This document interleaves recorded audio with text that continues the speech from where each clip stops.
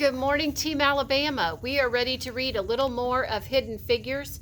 Please find it on page 128. A New Day. 3 years before Christine Mann's parents had enrolled her at the Allen School, she had attended a public school in Monroe, North Carolina. She remembered the day in 1954 when a principal stepped into her 8th grade classroom and made an announcement. "I just came to let you know that the Supreme Court just ruled on Brown versus the Board of Education, and you will be going to school with white students in the future. The judges in the 5 legal cases known together as Brown versus the Board of Education ruled that it was illegal to separate black and white students in public schools. In fact, the Brown versus the Board of Education court cases had a special connection for Dorothy Vaughan, a 16-year-old girl named Barbara Johns, a student at Moton High School in Farmville where Dorothy had taught, had grown tired of Moton's overcrowded classrooms and tattered textbooks, meaning torn up. Tattered meaning torn up. When one of the school's broken down school buses crashed, killing 5 of her classmates, Barbara decided to take action.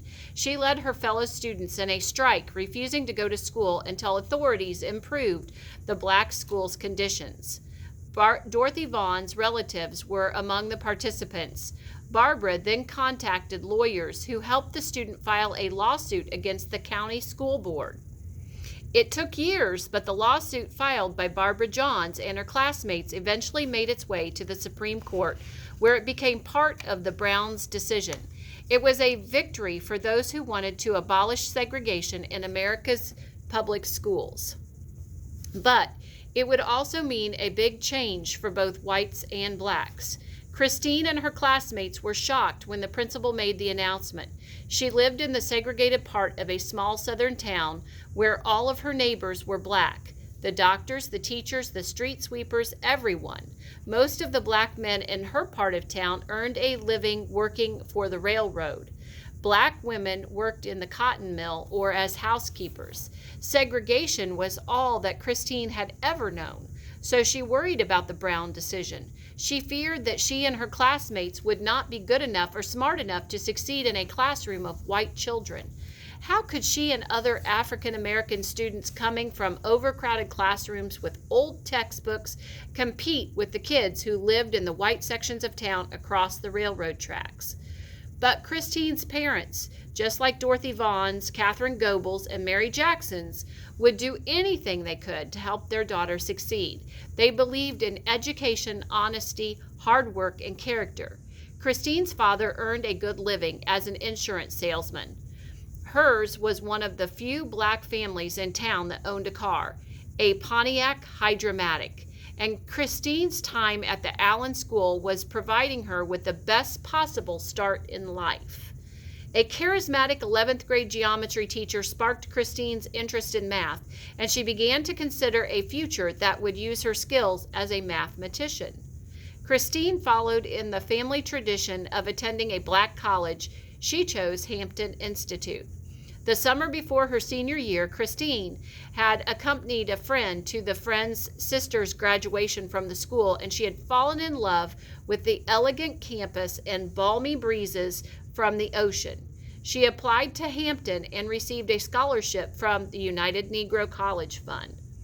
Christine graduated from the Allen School in May of 1958. From that time, Sputnik took flight in October of 1957 until she addressed her classmates as valedictorian in the spring.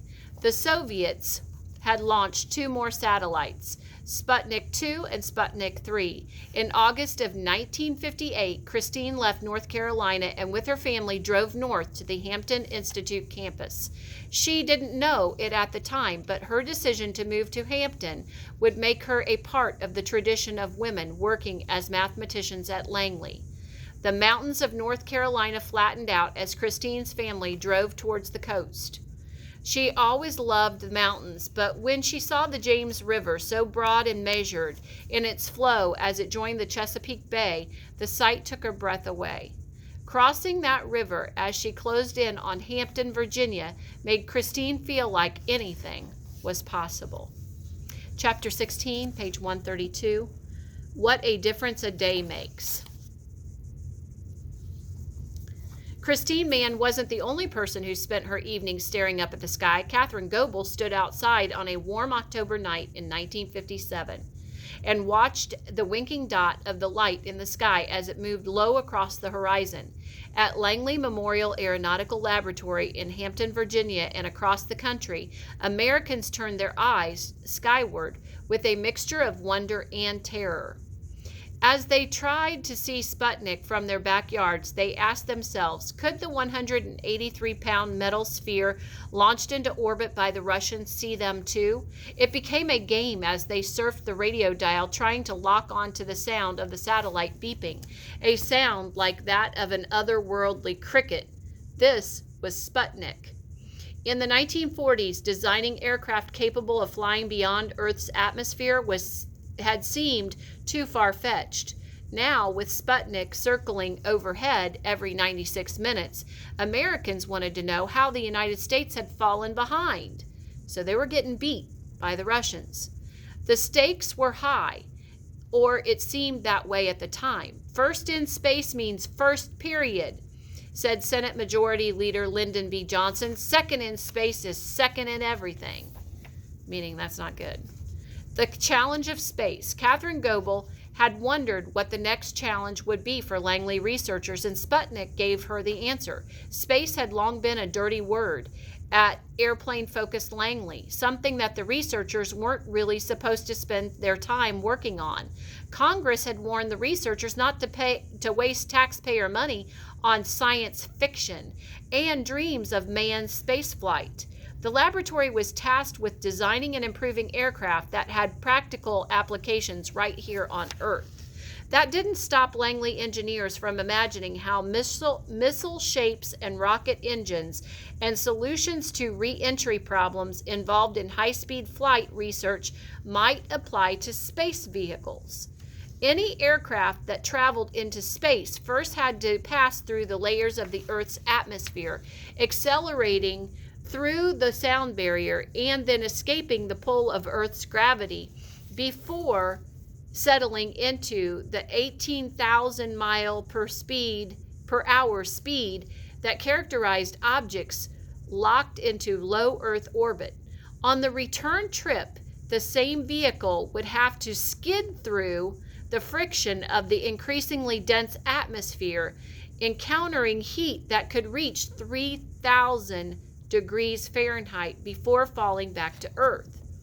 Now that the Russians had a head start in space, the United States was eager to join the race, but engineers debated about how to start.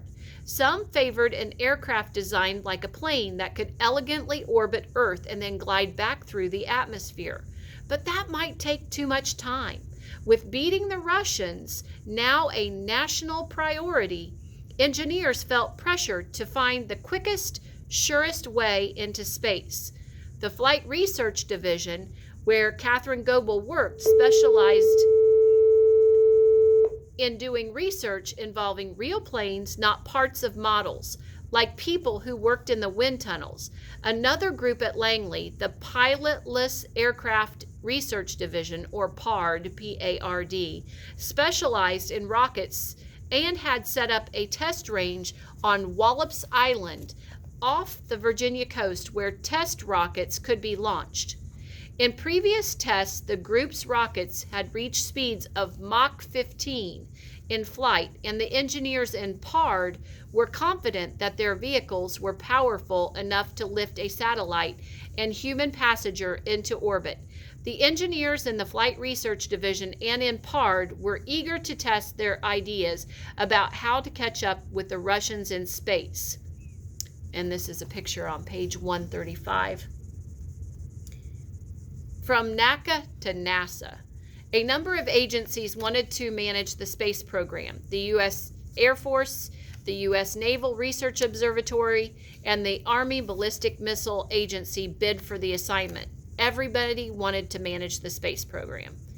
But the National Advisory Committee for Aeronautics, where Catherine, Mary, and Dorothy and other female computers worked, was chosen to lead the efforts. It was an exciting time for them all at Hampton,